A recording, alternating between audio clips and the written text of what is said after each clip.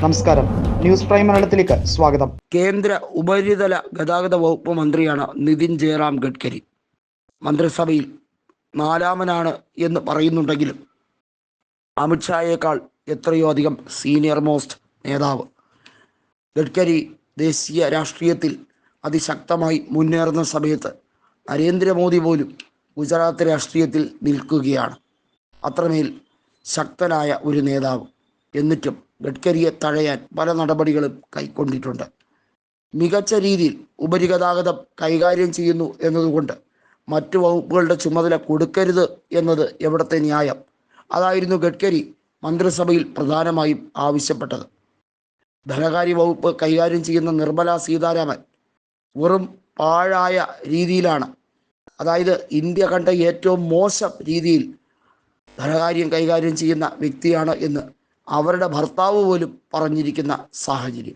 എന്നിട്ടും ന്യായീകരിച്ചുകൊണ്ട് മോദി ഓരോ പരാമർശങ്ങൾ എഴുന്നള്ളിക്കുന്നത് എന്ത് സാഹചര്യത്തിലാണ് എന്ന് മനസ്സിലാകുന്നില്ല. അതാണ് ഗഡ്കരി മന്ത്രിസഭയിൽ തീർത്തും മുഖമടച്ച് പറഞ്ഞത്. നിർമ്മല സീതാരാമനെ മാത്രം കുറ്റപ്പെടുത്തിയിട്ട് കാര്യമില്ല. നരേന്ദ്രമോദിക്ക് കൃത്യമായൊരു വിഷനില്ല. എങ്ങനെയും തട്ടിക്കൊള്ളിച്ച് 5 കൊല്ലവും കൂടെ ഭരണത്തിൽ ഇരിക്കണം. സുഖലോലിപമായി വിദേശ രാജ്യങ്ങൾ സന്ദർശിക്കണം. അവിടെ നിന്നും വലിയ അംഗീകാരങ്ങൾ കൃത്യമായും വാങ്ങിയെടുക്കണം. അതിനുവേണ്ടിയുള്ള തത്രപ്പാടാണ്. പരമാവധി രാജ്യങ്ങൾ ഇനി സന്ദർശിക്കാൻ ബാക്കിയുള്ളത് കൂടി സന്ദർശിച്ച് തൻ്റെ പേര് തങ്കലിപികളിൽ ആലേപനം ചെയ്ത് ചരിത്രം തന്നെ വാഴ്ത്തണം. ഇതാണ് നരേന്ദ്രമോദിയുടെ ആവശ്യം.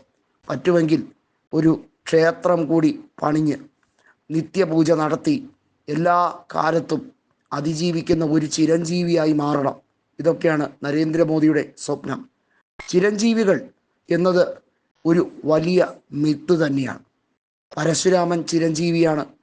അതുപോലെ തന്നെ ചിരഞ്ജീവികളായിട്ടുള്ള മഹാബലി, ശ്രീരാമൻ ഒക്കെയുണ്ട്. അശ്വത്ഥാമാവ് പോലും ചിരഞ്ജീവിയാണ്. കുടിപ്പകയുടെ ആൾരൂപമാണ് അശ്വത്ഥാമാവ്. ദ്രോണാചാര്യരുടെ പുത്രനായ ദ്രൗണിയാണ് അശ്വത്ഥാമാവ്.